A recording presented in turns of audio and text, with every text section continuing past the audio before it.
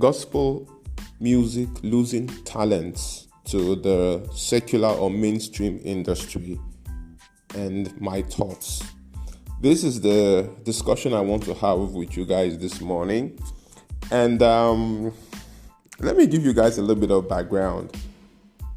So my friend and brother Neon, posted something, I think it's last week or last 2 weeks, after news broke that Don Jazzy signed on an artist called Biani.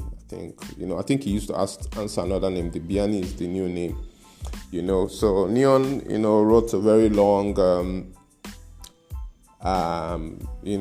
heartfelt post, asking what is happening with the gospel music industry. Why don't we have a structure that can create or build that kind of momentum around an artist and create, a star? One of the things he wrote in that post is that because this young man has been signed up by Marvin Records, in few months he's going to be all over the place. And he was asking what is happening with the gospel music and the church and, the gospel music sector in a whole, and why are we not building talents? Why do we have to always lose talents to the mainstream industry or the secular industry, like some people will call it? Now, I have friends who will argue with me about what secular is and why we call gospel music secular, why we differentiate between gospel music and secular music, right? And one person that comes to my mind is my good friend, Wed MC Adeshola. But that will be a discussion for another day. And after I read that post that Neon wrote, that same day, or I think the next day, my senior friend and colleague, Pastor Sammy, the CEO of KCT Radio, called me, and we had almost a 3 hours discussion concerning this matter, to the point that I missed my dentist appointment, and this was the second time I was missing this appointment, because the first time I had to postpone. The second time I was having this discussion with Pastor Sammy, and I missed out on my dentist appointment, and today I thought to, share my point on it. Pastor Sam called me and was asking me, Perry, what is wrong with the gospel music space? Why are things not working? What will it take us to found labels, and to build artists and to create an industry that would, alleviate poverty, empower artists? He was asking me, and anybody that knows me knows that I have been in the forefront of this thing. For those who are coming or who don't know me, for over 10 years, I worked around the gospel music space as a promoter, artist manager, media executive, broadcaster, blogger, just name it. So I pushed for gospel music to have a voice, to have a presence, a brand, to be relevant, to be known, to be in the face of people, with our platform, Gospeltainment, that is now Gospel Buzz, and to be sincere with you guys, because what I try to do in this Life with Perry Martins podcast is to share some of my experiences. To be sincere with you guys, I was also telling Pastor Sam that I almost feel that I wasted my life from 2009 to from 2009 to 2018, 2019, when I started winding down my active involvement in gospel music media. Sometimes I feel that, it was a waste of my time, a waste of my life. But at times, I don't feel like that, because I feel that God rewards them that diligently seek Him. And then I feel that we made an impact, even though the industry does not value, does not support what we do. The people in the industry, you don't get those accolades. There's no industry, actually. There's no industry. There's no awards, there is no academy, there's no board, there's nothing for gospel music space. There's nothing there. What we just have is mega churches and individual artists who are doing their thing. And people tried, actually. People tried to create an industry. People tried to form associations of gospel artists. People tried, I don't want to begin to mention names, but people tried, but I think I should mention names, because what we do here at Love Prayer Martins is to say it as it is. So people tried, people like Big Aswe Ekiye, people like I think it's Big Bolaji, I'm trying to remember his name now. His name is Bolaji too. Used to be in the UK. Bros Noves, so in case you're listening to this. Big B. I'm trying to remember his name. So he tried to, people tried to form, gospel music associations. I tried to form a gospel music bloggers, media practitioners forum called International Association of Christian Media Practitioners, the Bloggers Forum for short. I formed one too. So a couple of us tried to build something. But I was letting my brother, my senior friend and brother, Pastor Sam, know that the problem, or what I see as the challenge with the gospel music space, is two things. One is the role of the church and Christianity in Nigeria in that space. The entire gospel music industry, or let me not use the word industry, the entire gospel music space is dependent on the church for its validity. The artists depend on the church to get shows, to perform. The biggest platforms for gospel music is tied to a church. A church owns it. So the biggest platform for performance for artists are churches. So we don't have an industry per se. What we have is that gospel music is an addendum to the structure of the church. And gospel music is one of the biggest beneficiaries of the structure. So there is this patriarchal thing that is happening in the church, such that if the pastors like you, you are going to be a successful artist. If pastors don't like you, your career is probably going down. Right? Now, that is one part of what the problem is. The other part is the entire freely you have received, freely give, we don't charge money concept that is also prevalent and is being perpetuated and promoted by the known major artists. I feel that these two things are the reason why we can't have an industry. Or we can't build effective systems and structures. One is that the gospel music is tied to the church and the structure that the church has. And the church is basically the pastor, who, if he likes your face, he can recommend you to his friends, and then you have a lot of shows that you perform. And if he doesn't like your face, you won't do a whole lot, except maybe you go from there to another church and the pastor likes your face.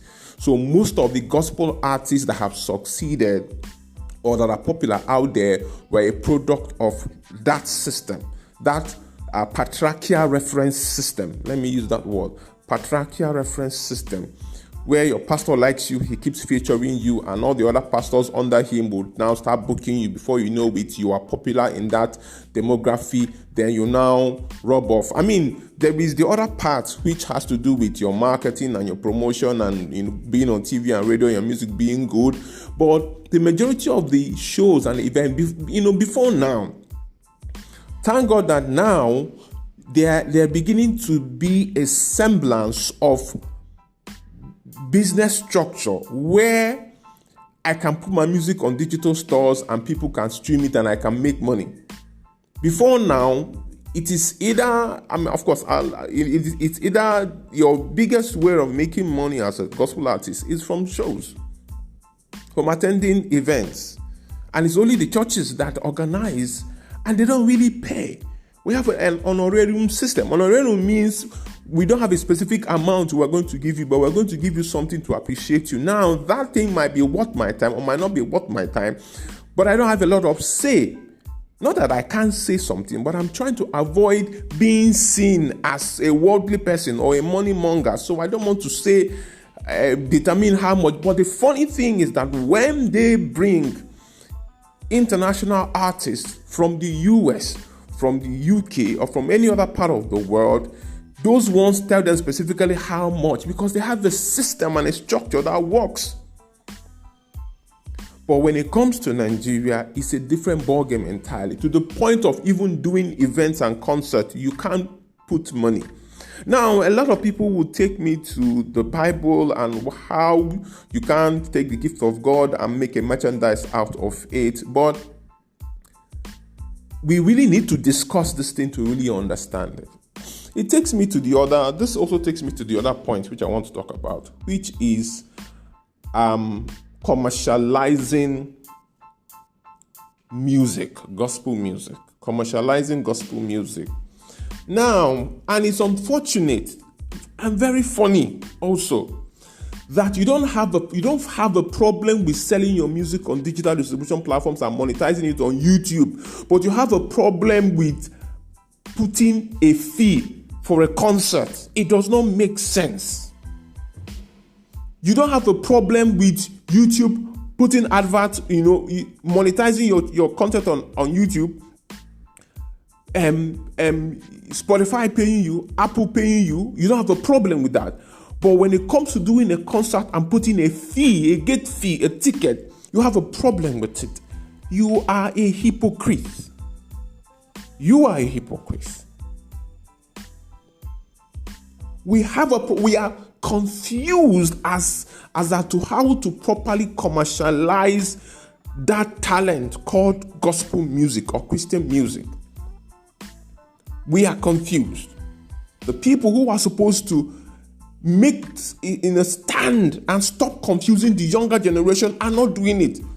You are a hypocrite. You go and do a concert somewhere outside the country and you will charge a fee for it. You come back home, you can't do a paid concert. You say you want it to be free because you feel conflicted that it is the gospel, it should not be paid for. But you don't have a problem, even the churches and the pastors. You upload your content on YouTube, you want to be paid. You want YouTube to pay you for the preaching you preached. They will run advert on it.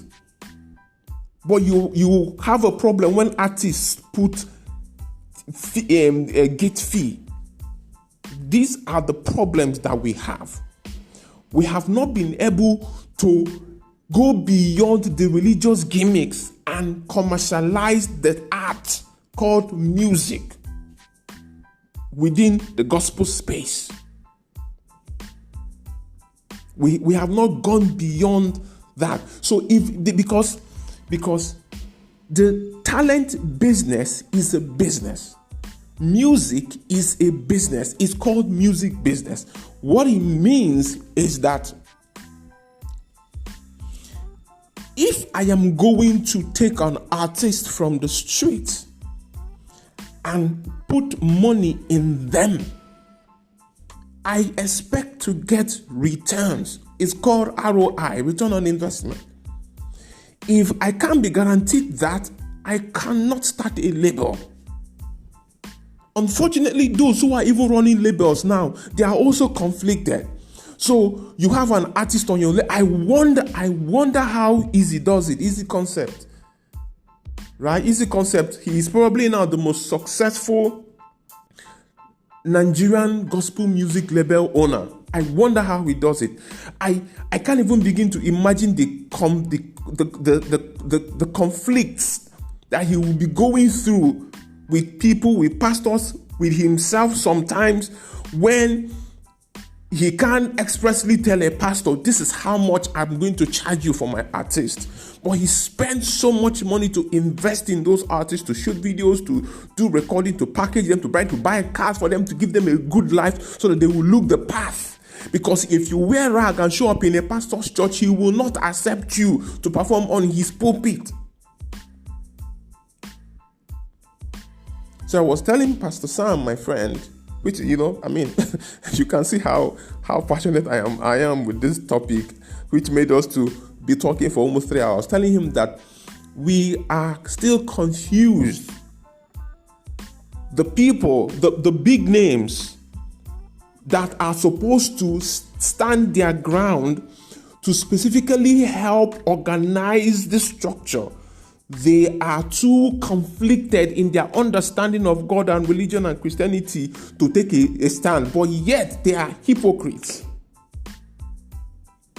I remember the story that Nathaniel Bassey told about how he went to an event in another country, and at the end of that event, of course, as usual, he does not charge money. At the end of that event, they gave them they gave them an honorarium that couldn't even take care of their flight, or they didn't give them anything at all. So he was stuck at the airport in another country with his pregnant wife. According to him, that video is on YouTube. With his pregnant wife, calling people to help them purchase tickets, flight tickets, so that they can go back to Nigeria. Why should we subject our artists to that kind of humiliation? Imagine calling people to say, oh, sorry, we went to an event, we're stuck at an airport, we can't get out of the country because we don't have the money. The event we went to, they didn't pay us. Why should we do that? Why should we be in that place? So, we will not have an industry, we won't have a system, we won't have a structure until we deal with these things. Until we begin to see music, gospel music, as music business, and begin to put in the system and the structures that makes it a business, such that return on investment can be guaranteed. The reason why the secular can comfortably do it is I can easily borrow money from a bank and put in an artist. I know I'll make the money back. I can make the money from sales and streams. That one is sure. I can make the money from events. That one is sure. I can make the money from endorsements. That one is sure. I can sell merch of the artist and make money. That one is sure. If we can't guarantee these things, we cannot have an industry. We can never get to that point where we can sign artists, push them to become successful, and then, make money off it. We can't do it. We should be able to have shows and concerts that would hold, and we're not depending on a pastor or a church to pay an undetermined honorarium. We can't do that. And I'm really looking forward to have an interview with Easy, and talk with him about how he's doing it. And I think I have an incline, because he's my friend. I have an incline of some of the things, because we used to talk about it back in the days. I mean, these days we don't talk a lot. He's a big man now, and I never blow. But we have to do better. We have to be better. This podcast is going into 20 minutes. I don't want it to exceed it. Thank you for listening to me. Comment, share, like. My name is Perry Martins. Have an amazing day. Bye.